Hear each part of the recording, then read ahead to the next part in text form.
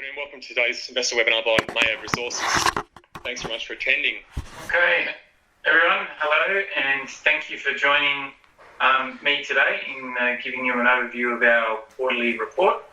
The objective of today's meeting will be to obviously talk about, from a quarterly perspective, what's happened for the last quarter, but also what we see coming up in the future quarters, as well as answering any of your questions that you might have around the company, its plans, status, etc. So I guess to start with, last year we outlined a disaggregation strategy of the company for a number of reasons. One being that luckily for us, with the current situation with COVID, whilst it's impacted everyone globally around the world, those that had a lot of development work already carried out probably have a much easier pathway to see cash flow projects enter construction. For us, I guess a lot of the development work has been done and has enabled us to continue, and when I say development work, I'm talking about on-ground development work, has been done and been able to be completed, whereby now really and largely is a lot of commercial and financial negotiation and stakeholder management negotiations that are going on across the board with the projects to enable financial investment decisions to occur. These obviously take time, but the ability of being able to communicate via Zoom and having our own in-country team in PNG has enabled us to continue with significant progress, and I anticipate announcing significant progress in the coming quarter. So I think that firstly, touching on that and just reiterating the disaggregation play, you can see where the current share price is at with Mayur. None of us are satisfied that it represents by any means the value that the portfolio has, and having these projects sit out on their own so they can be marked to market with their peers, we feel is going to definitely, and doing that at the right time, which I'll cover off on, will definitely be able to put the projects and the shareholders in a better position to see value attributed to their investment. Bearing in mind, as some of you may have heard, I'm sitting here as, yes, the managing director, but also the founder and the largest shareholder, and someone that has just taken a position of acquiring another several million shares in the recent weeks. So not inconsequential. It's not like it's a $20,000 or $50,000 commitment that we're talking about here when you're exercising and acquiring several million shares. So my vote of confidence in the company is my remained commitment as the founder and major shareholder, but also further bolstering a significant stake in the company. So let's kick off into the projects and where we're currently at with these projects. Talking about Central Cement and Lime, everyone just getting up to speed with that. People that know about the project, it's obviously a very attractive project right on the coast, next to ExxonMobil, 20 k's from Port Moresby, connected by road, Deepwater port access. So we see that as a great opportunity to service the export market, but importantly, let's bear in mind PNG also has its own domestic needs that are being satisfied by imports, not through its own production. It doesn't have these production facilities in country, which we will be changing. So the post this mining lease grant, we've taken a huge number of inquiries internationally and also within country in regard to getting support for the project. In country, some of the very large corporations there are saying they will support buying local. Obviously, you have to be reliable, you have to be competitive, your product quality has to be good, and at the same time, you have to demonstrate you've got a level of redundancy in your supply lines so it doesn't jeopardise their operations. And we, at this point in time, believe we are very, very well aligned to achieve that. So look, that's been very encouraging for us. At the appropriate time, the specifics of that will be made public, but we continue to foster end user customer support for our projects. The key stakeholders now in the project being landowners, the associated villages, the state and provincial government and ourselves. As a process we'll have, post a mining lease, one then needs to enter into an agreement with the state. And what that essentially is leading up to the mining lease, there's a range of discussions, commitments in principle and negotiations had by landowners with the developer, and also general understandings with the state and the provincial government. Now, those then are essentially articulated into a document that's then legally binding, and on the premise that we've got the mining lease approved, we've had the landowner and key stakeholder support, and this is simply a document that then outlines and guides all parties involved to ensure that this smooth operation and the benefits flow of the project in the way they're intended, the way they've been negotiated and agreed by all parties. So that work has continued, and they're large bodies of work, but the good thing is even in COVID, we've been able to achieve significant forums occurring, which is really the final point post a mining lease to get everyone aligned and get construction ready, with the other item obviously being the final binding or condition precedent binding customer agreements for the project. Now, we outlined that we have prioritised the quicklime project over the overall integrated cement, clinker and quicklime project. The reason being there is an immediate demand internally in PNG for a large quantum of quicklime, as well as north and east coasts of Australia. The quality, the costs, the reliability and the way in which we've set this up probably sees us with an opportunity to move to 2 kilns of quicklime rather than 1. That said, because 1 quicklime kiln was highlighted in the bankable feasibility study, it does bring things closer to cash flow. We're talking about an 18-month build time from financial investment decision versus a 24 to 28-month build time for the fully integrated facility. And we have construction contracts that have been firmed up, and we continue to firm up in relation to that. To give you a little bit of colour around that, is that, as you'd be aware, like customers, large customers that underwrite good parts of the kiln want some input and a surety with regard to the design type of kiln being secured, and that indeed it's going to meet their needs. And we've been very transparent in operating with those potential end user customers so as to enable them to get the confidence to sign up with us and leave their current suppliers, in part or in full. I think that from that perspective, we're comfortable on how we're progressing.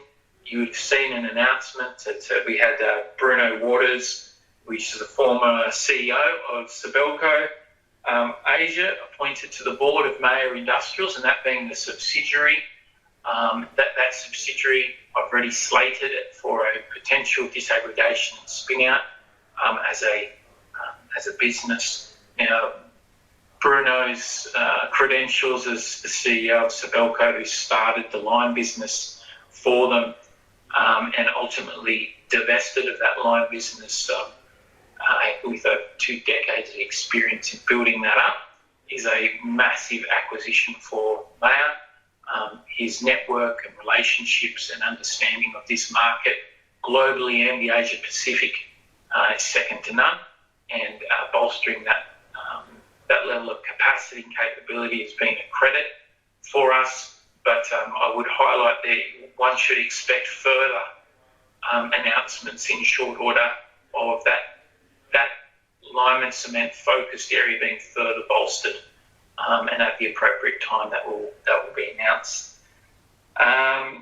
So I think also with regard to the project and moving along with the Central Cement and Lime project is not, and I'll talk about the green agenda and looking at that and what that all means. I think a lot of people, when it comes to quicklime, haven't put piece together, and I've spoken to many analysts as recent as yesterday. They haven't joined the dots yet that the green-facing economy of increased rare earths, increased nickel, with where the economy is and the gold price, still a very good prices, seeing a lot of gold development occurring. None of that development can occur, or even be existing operations be sustained without quicklime. So every tonne of extra ore produced to support this green-facing energy revolution that we see coming on the horizon, quicklime is central to it all. And I'm not sure that the market has totally woken up to that. We have, just by the number of inquiries that we've taken from all of those sectors, because they know without that key ingredient of quicklime, they will not be expanding their business. And it's not just a matter of, we'll just get some quicklime. It needs to be very specific. There's a very key requirement for high quality. We're seeing a shift, and we've seen a shift in Australia already, where you've got entrants from Southeast Asia breaking 50-year almost monopoly arrangements within Australia because of value in use and quality issues, particularly in Western Australia, where we see there being a great opportunity. The writing's on the wall. But let's be clear, just the demand in PNG between the likes of Newcrest, Simberi, and Ramu, that's one single kiln. That doesn't factor into account PNG Water, it doesn't factor into account Harmony, it doesn't factor into account WAFI, it doesn't factor into account Public Works, all quicklime users also. So we're looking at that in a market that's some 2.5 million tonnes in Australia. If they're getting it from Southeast Asia and we're producing it right on their doorstep, one just has to look through that a little further to see what the opportunity is for us. So it mightn't happen overnight, but we're very confident in the company's future in this business. It's going to be game-changing generationally for PNG and for this company. So in relation to that, and I've given the backdrop around that, we also want to be participants, obviously, in demonstrating we have a good balance in energy. We've conducted a renewables review about how we're able to balance renewable energy and technologies to work hand in glove with traditional thermal methods of energy generation, noting there's different types of energy, which being electrical and also furnace combustion-driven styles of energy, and the emissions that get either offset or captured. The company's done a strategic review of that. We can say that we're not going to be out there announcing and just jumping on the bandwagon when you see share prices spiking because someone mentions the word hydrogen and what they're doing. We see that as we will come and ensure that what we're doing is going to be, one, sustainable, but steeped in a counterparty creditworthy technology or associated technology with key bankable participants working alongside us in those sorts of ventures. So that's a bit of an overview of the Central Cement and Lime project. In relation to the Orocolo Bay Industrial Sands project, we've outlined that will be disaggregated as next cab off the ranks since we've already done so for the copper gold. Now, in doing that, I think that we've got a very, very solid team with Simon being appointed and Richard Seville also being appointed to those senior executive roles, respectively the CEO and the chairman. We recently announced that Richard Seville, coming from Orocobre, he again has a extremely clear track record of establishing that business 12 years ago, all the way through to essentially it being going into financial close, being in operation, and then stepping away as MD whilst an expansion was going on, but still staying as a non-executive director on the board, but with a proven track record of taking from cradle to grave through all the operational side of that business to the $3 billion merger with Galaxy, and now having joined us, we see his credibility, his access to capital and networks, and his belief, which is the same as ours, that there's a disjunct in value on the market versus what we're really valued at. And if you just look at the mineral sands, iron sands business, I think that there's a really good value in moving forward. Look, it hasn't been without its challenges. Obviously, people are aware that there's been an arrangement with the Chinese joint venture partner that has been, I guess, exacerbated by COVID to some extent. We've continued on with all of the activities, such as applying for the mining lease, having wardens hearings, and looking to move into full-scale production as soon as possible. I highlighted in a previous announcement that we would be looking at alternative development methods irrespective of the current arrangements in place. We can't have the COVID situation continue to drag out our development.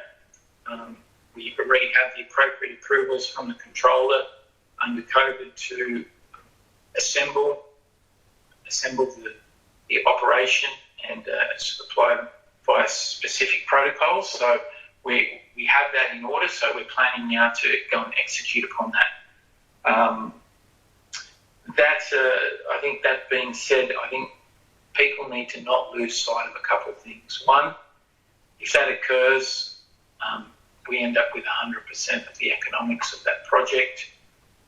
The economics is at $131 million US NPV for just 21 million of capex being spent, which is an extremely attractive proposition for the company. And if you have a look at when and what iron ore price was being used as one of the products, there's several products that are generated by this mineral sands project, but the iron product being generated was based on a $66 a tonne. So that 131 million was based on $66 a tonne.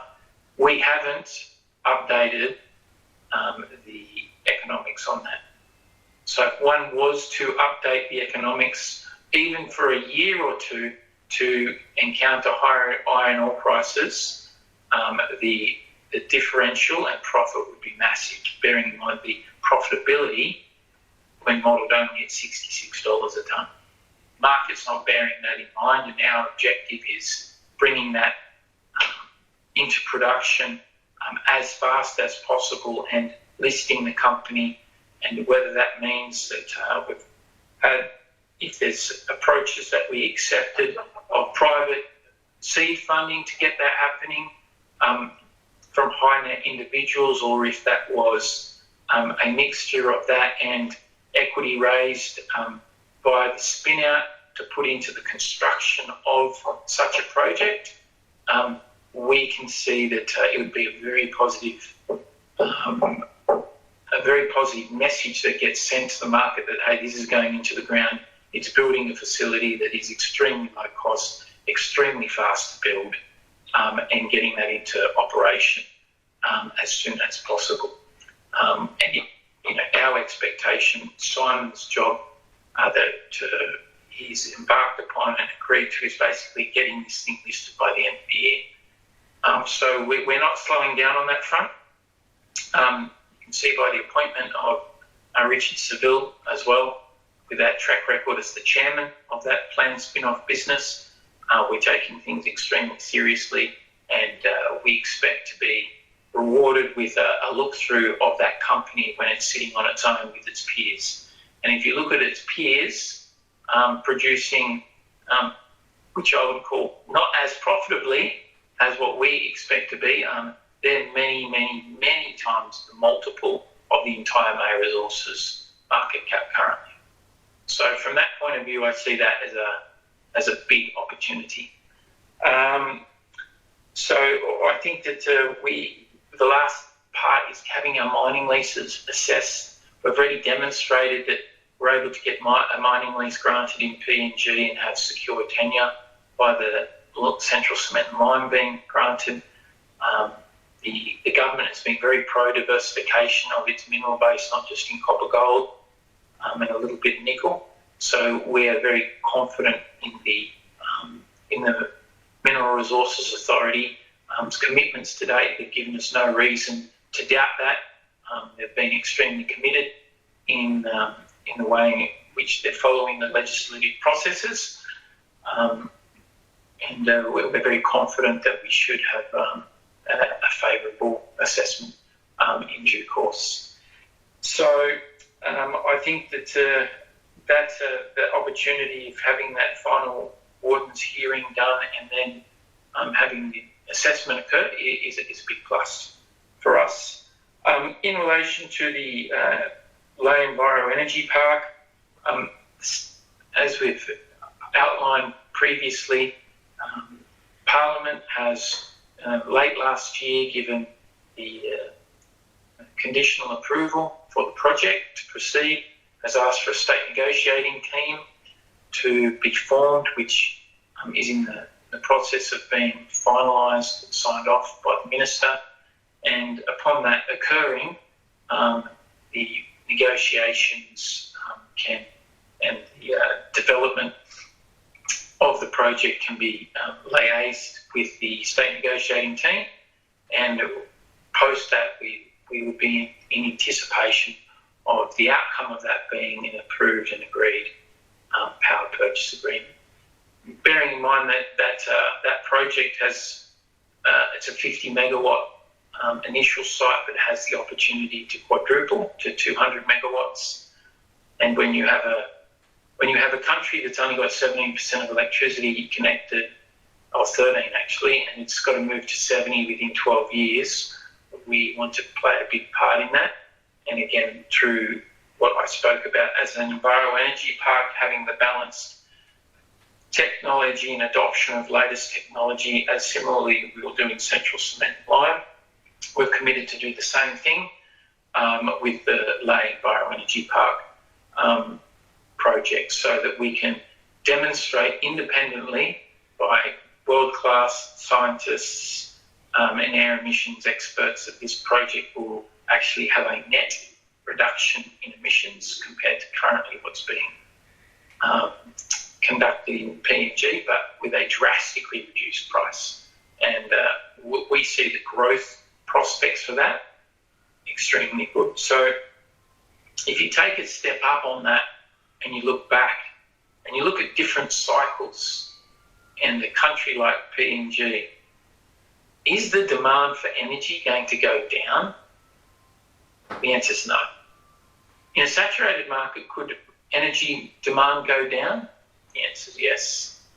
But PNG has such a long way to go, so we see this project having huge legs.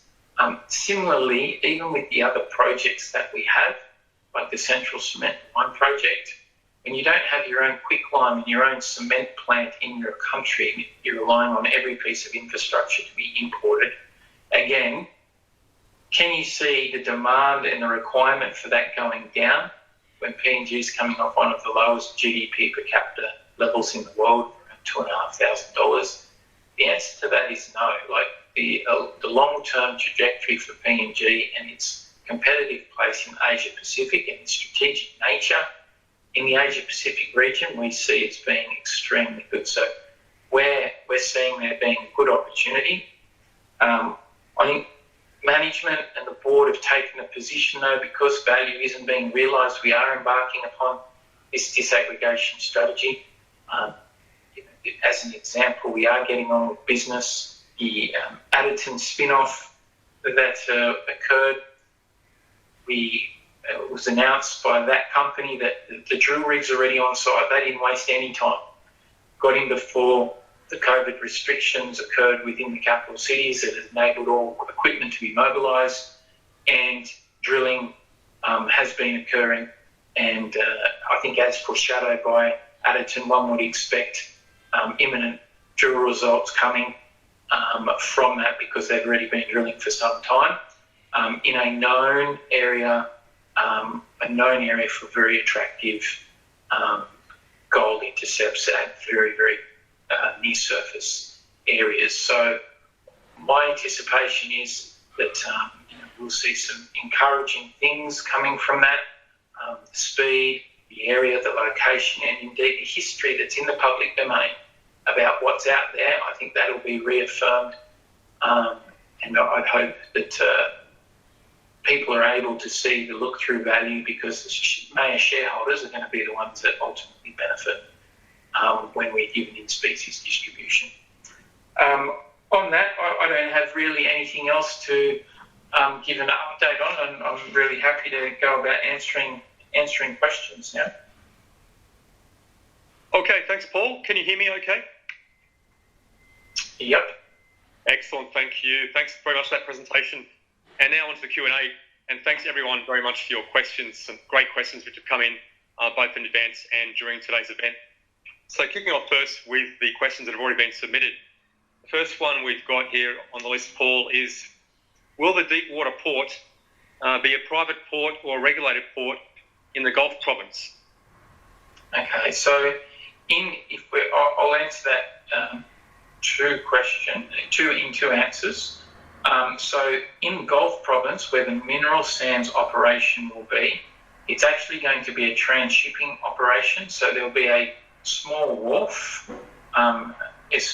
in the Parari where you'll have barges going out to ocean-going vessels. So there won't be, as you call, a private port, but there will be a private wharf that is utilised within the mining lease boundary to enable the barges to transship the ore onto the ocean-going vessel. However, to answer that question for Central Cement and Lime, there will be a wharf/port that can go up to, depending upon the staging of the project, has the ability to go up into 15 metres water, which will take large-scale ships. And yes, that will be a private port facility. There may well be opportunity to cooperate with others, because there will be spare berthing capacity within that facility that we established. Excellent, thanks, Paul. And the second question here is, which part of PNG are your projects? I guess that's a big question. Thank you. Yeah, look, so the mineral sands is in Gulf province on the coast, a couple of kilometres inland from the coast, 250 kilometres northwest of Port Moresby. The Central Cement and Lime project is basically in Port Moresby, 20 k's by road, 25 k's by road, to the westerly direction. It's basically adjacent to the $18 billion ExxonMobil facility, right on the coast, where the deposit is limestone sticking 100 metres out of the ground, basically with no strip ratio. So it's a coastally located project also, and the project for the power is located again on the coast, inlay on the Western Tidal Basin, which is owned by PNG Ports, and PNG Ports is 100% subsidiary of the state. It's a state-owned company or entity, and that is right next to the industrial hub of Papua New Guinea. So all the industrial users and companies are established within that lay region, and Indeed, some of the key businesses are located within less than 5 kilometres of the proposed power plant. Excellent, thanks, Paul. Number 3 is on the finances. How will Mayur meet your cash flow needs until you are cash flow positive from your operations? So if we take, for instance, a project like Adderton, and I guess if we have a look at history, typically companies that are in the development phase raise capital from the market, which we have done today. Our expectation of where we've got the projects to is that as we're spinning these businesses out, putting Adderton to the side because that has raised its own money, we aren't paying for Adderton anymore. It raised over 10 million Canadian dollars and it's off doing its exploration program that Mayur is a shareholder of, but no longer the manager of. Noting we still control 43% of that company.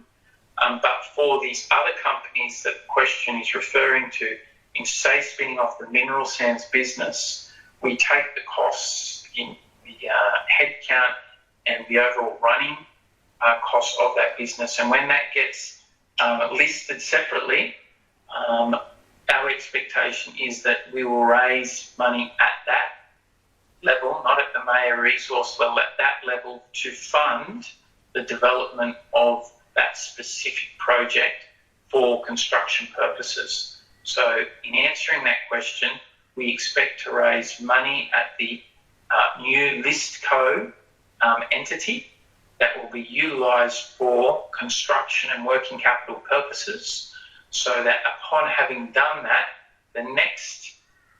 that basically will be monies used to get into cash flow, because these projects have all been developed to the stage ready for construction.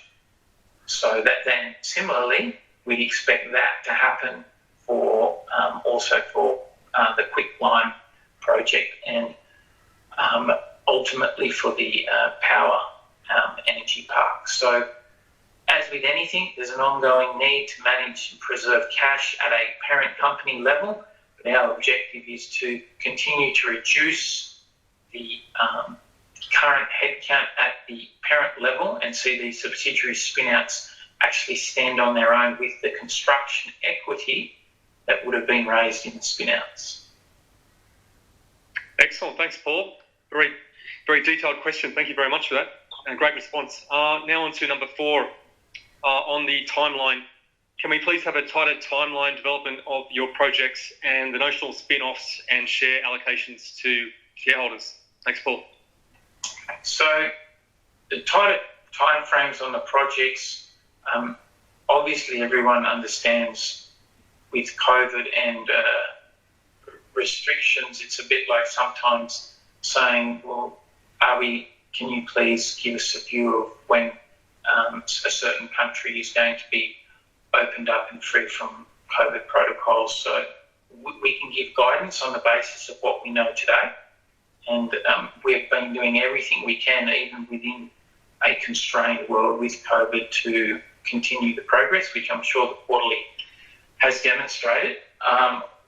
We expect, all things being equal, that by the end of this year, early next year, on the mineral sands project, it being listed and equipment on site and in production, definitely next year. That is our guidance that we're giving and our expectation.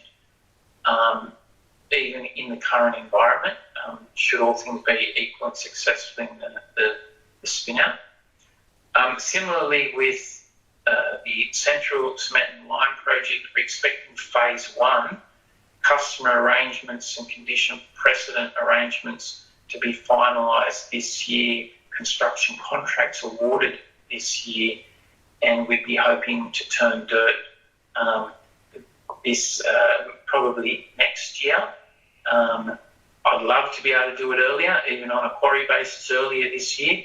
Time will tell, but ultimately, again, it's going to be driven by the customer's ultimate commitments that can be bankable, and what we're seeing from them and our relationships with them, the certainty they have over the quality and the OEMs, the kiln sizes and their input, etc. We see that being all finalised this year with construction occurring next year on that. Similarly with the power project, it will depend upon how fast the state moves in finalising the power purchase agreement. At least we have the very large hurdle of their Parliament conditionally giving approval for that, and would like to see that expedited throughout the course of this year, with construction occurring next year for that project. In relation to the timing of the spin-outs, we expect the spin-out to occur for the mineral sands. We expect that to occur by the end of this year. We haven't usually missed our targets by too much. There might be a couple of months either way. I think we were 1 month late with the Adderton one over the Christmas period. No one thought we were ever going to get it done in the time frame we said. I was saying allow another 6 months, and we actually got it achieved within a 30-day period of what our target was, which I think was fantastic. And we'll be targeting something very similar in Simon, and the KPIs put on management certainly directs them to achieve that sort of outcome. Central Cement and Lime, again, similar story. The spin-out hopefully can be by the end of this year, early next year. We'll get the mineral sands one out of the road first, and look to, in parallel, because they are separate businesses and they will be run by separate management teams, get that up and running and out also. In relation to the shareholders getting the allocation of the shares, that is governed by the various exchanges that we have listed on. And what I mean by that is, as an example, Adderton, the shareholders of Adderton, being Mayur's got 43%, which you are 67% of the people on this call are Mayur shareholders. Therefore, it is intended that your in-species distribution be provided. I think it's around 75% of the shares will be allocated within 12 months. There's an escrow period of 12 months, and then those shares of Adderton will be provided to Mayur, and then Mayur can then do an in-specie distribution out to the existing shareholders to receive the benefit of that. So similarly, as we spin off the other businesses in Mayur Resources to their respective rebranded listed companies, depending upon the escrow arrangements that are arrived at with those respective companies, with the respective exchanges, let's call it the ASX. As soon as they come out of escrow, our commitment is to try and make these available to the shareholders via an in-specie distribution. Excellent. Thanks, Paul. Again, another very detailed response. Thank you very much. Now on to another question. Why did management exercise your rights recently, and when were these rights issued? Look, the rights that we exercised and we have to pay for, so it's just to be clear, there's a big tax liability that we have to pay for these. We exercised these as we did last time, but when the share price was down at this level last time, we exercised millions of shares then, and I think the share price got down to, say, 15 cents. I think the share price was down at 18.5 cents, and then if you take into account the value of Adderton has to each of the shareholders, it takes it below 15 cents. We just can't see that if the market's not going to see the value. That's something that we're working on to improve. Bearing in mind we're all aligned. He's the biggest shareholder on the line to try and see that improve. But if the market's not going to see the value, I'm definitely going to be exercising and taking up my liabilities at these prices, because I see them at absolute dislocation with what the real value is. Those rights were given over time from the initial IPO and also throughout the number of years, 3.5, almost 4 years that we've been listed. That's been the time period that we've had those provided to us. Okay, thanks, Paul. Another one's come in here is about the quicklime market. Can you just explain about the quicklime market and how you're seeing that and why you're considering 2 kilns and not 1 at the CCL project? I think maybe part of my answer to that was, I'll go back to what I was saying about the demand. Just in PNG, there's well over 1 kiln of demand, being 200,000 tonnes per annum. We're already receiving strong letters of support from CEO levels down in relation to source local on certain, obviously, on conditions which I've already mentioned. So there's over a kiln already taken up in PNG, and we have to have enough capacity for PNG, and our commitment indeed is we'll meet all of PNG's demand and capacity from a domestic market obligation point of view before we're exporting overseas, and we're getting demand requirements from overseas. So we need to have that second kiln there based on the inquiry volume that we're having. And as I mentioned, every extra tonne of anything that's going to contribute to this green-facing energy revolution of electric cars and energy generation, etc., is all going to require rare earths and nickel and the like.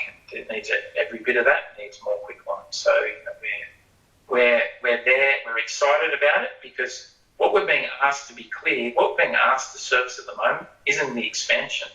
We're actually only being asked today to service the existing demand that they have, but they'd like to diversify to a higher quality product being ours at a better price.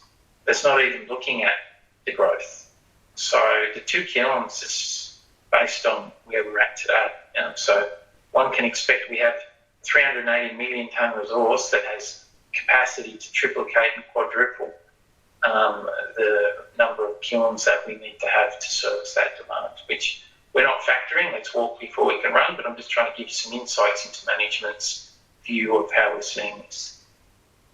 Excellent. Thanks, Paul. Another one here about the iron ore market.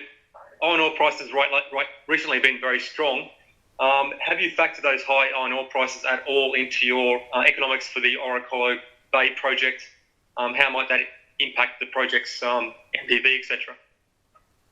Yeah, look, the answer to that, as I mentioned to you, is no. We have not as yet. We see that as material upside. There's not going to be one person on the call that's going to say, I think you're being conservative. I think you're being optimistic in using a $66 a tonne iron ore price in your forecast financial model.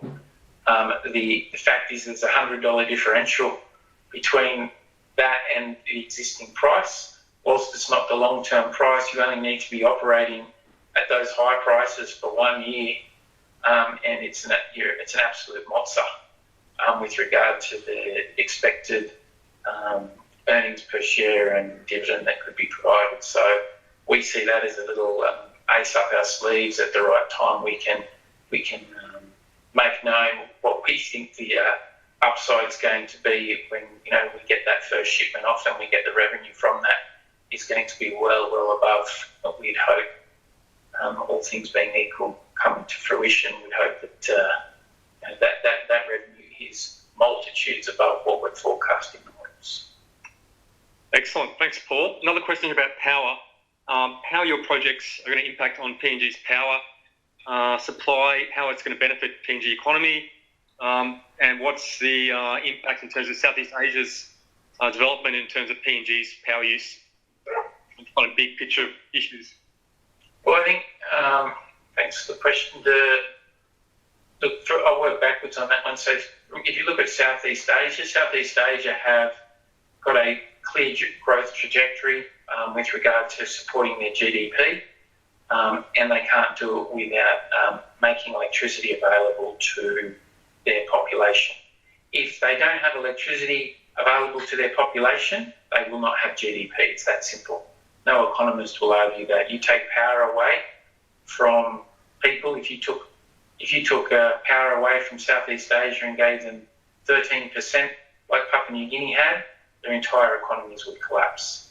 So to answer your question, they are supporting themselves with an energy mix. We'll continue to do that. There is a shift to renewables, but also there's also a shift of utilising existing thermal domestic resources within PNG via a recently approved Energy Act, but also within Southeast Asian countries to still continue to use traditional thermal sources, but have appropriate technology to assist in emission capturing and emission offsetting and processing. So we're committed to the same course that Southeast Asia has, and we're committed to the same course that indeed Europe is committed to also.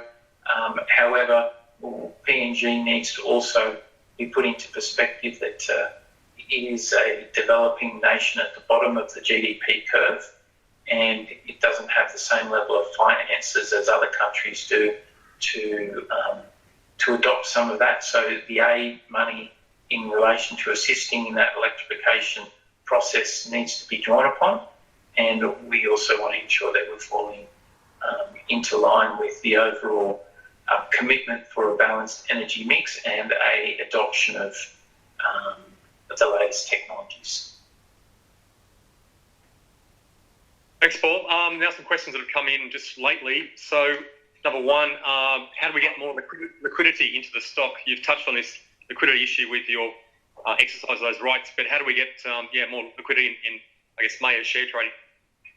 Look, that'll be on my agenda in the coming months.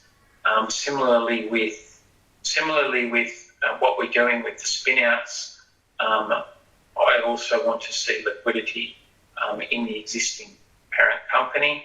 That really takes doing more of these. It takes ensuring that we've got a very detailed investor relations roadshow that's targeted to not only institutional groups that could just hold and buy and hold in there, but also retail groups that and it's sort of brokers that have good retail network. So that work is ramping up, and really that's my job as the MD to try and assume that responsibility, but also taking into account it is a tightly held stock, so there are limited shares, buyers and sellers in the market at any one time. My job is to try and free some of that up. So by doing more of these things, doing more conferences, doing more road shows with various broker groups is the way you do that. We still find, even though we feel we've done a fair bit, it's a non-stop job competing for airspace and on someone's radar, as there's many companies vying for this sort of attention in the market. But in saying that, I think we've got a really compelling story and at some point the market, as you'll see a lot of companies, they go through a period where the shares may not be trading at the value one would expect, and then there's a couple of catalysts that turn various people's attention to it, and then at the liquidity self-fulfilling, that it's more liquidity creates more awareness, it creates more liquidity. Definitely, Paul. Good answer on definitely. And today's event is definitely part of that strategy of boosting liquidity, trying to get to more investors as we can, and we'll try and run more of these events too in coming months. So please stay tuned. Another question that's come in is hydrogen. Hydrogen's been very topical lately, and I know you mentioned this, Paul, earlier. How are you looking at hydrogen? Any idea, any moves to look at hydrogen for your energy assets? Look, all things are being examined at the moment, including hydrogen. There's obviously the intermediary step of there's green hydrogen, and then there's also the intermediary step of conversion of existing power utilities that are using. I'm probably going to use the wrong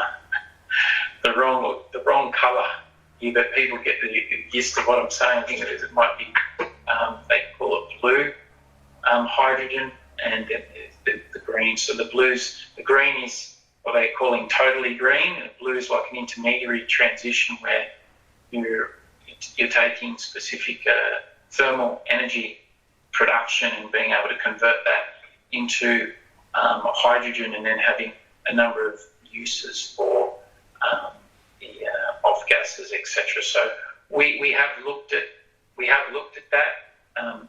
We know that, you look at Andrew Forrest, who's announced he's in university lectures talking about green hydrogen. We're also looking at that, but he's also taken a keen interest in Papua New Guinea with what he's trying to do in building a massive energy business. Whilst he is a large carbon emitter, he's also recognised the opportunity in energy and adoption of new technologies. We are also akin, having been in country for since 2011, are very attuned to our sites and what the opportunities are for hydrogen.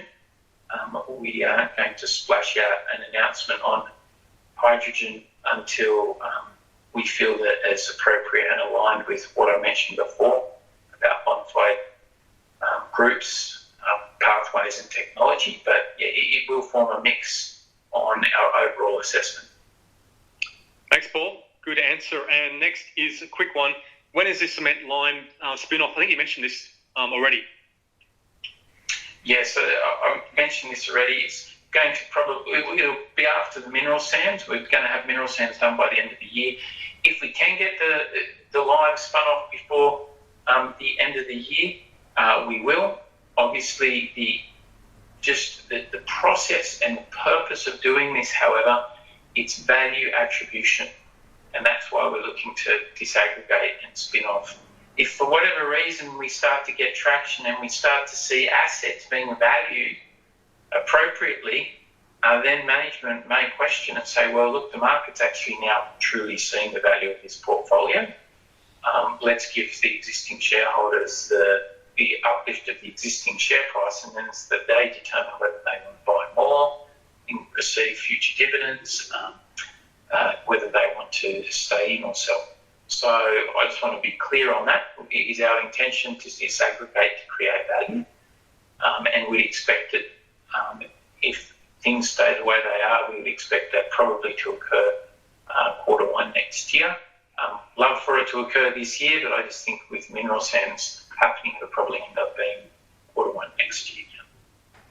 Okay, thanks, Paul. Now on Additon, can you give us a quick update on Additon? Also a question about the ex-date for the spin-off to existing shareholders getting shares in Additon.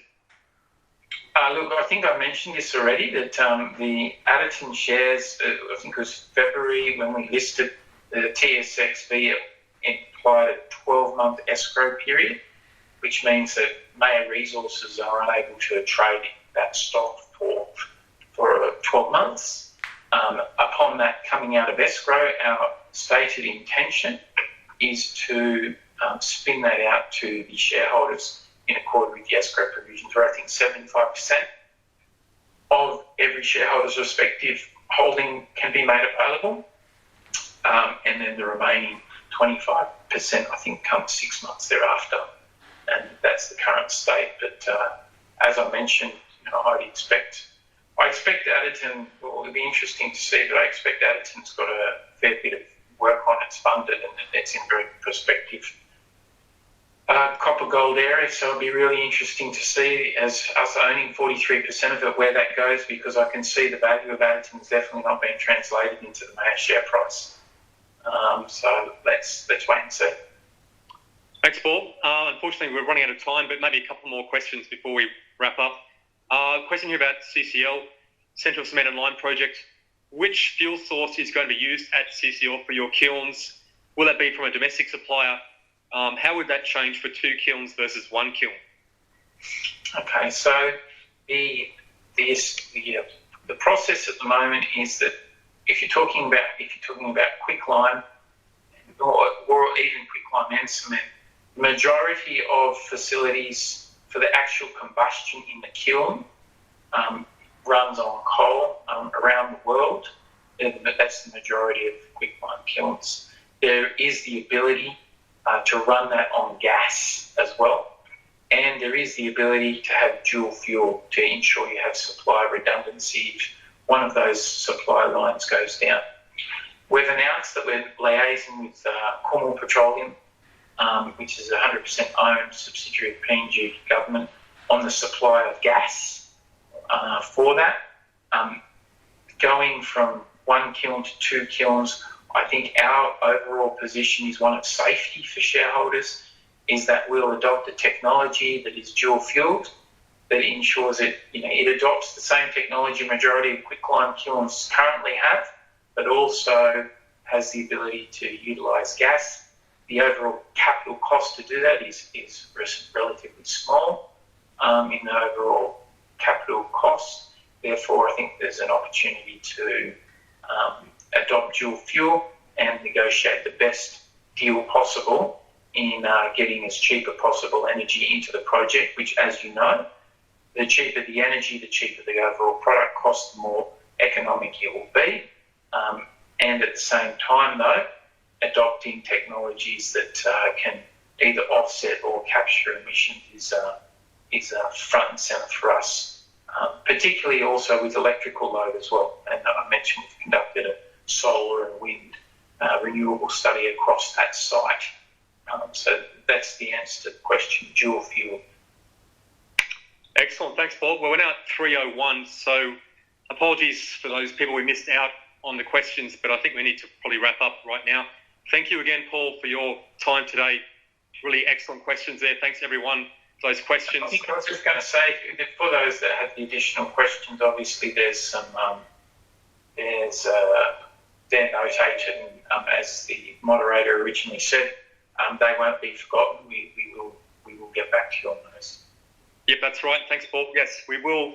We've got those questions, and we will endeavour to get back to everyone who we didn't answer today. So please stand by. And again, thank you for your time today. We'll look to run more of these events in the future. Please stay up to date on Mayur by joining our email list, looking at our social media. We're on Facebook, LinkedIn, and Twitter, and our website, of course. Once again, thank you very much for your support. I love having you guys with us today, and I hope to see you again soon. Thank you. Thanks, Paul. Thanks very much, guys. Cheers.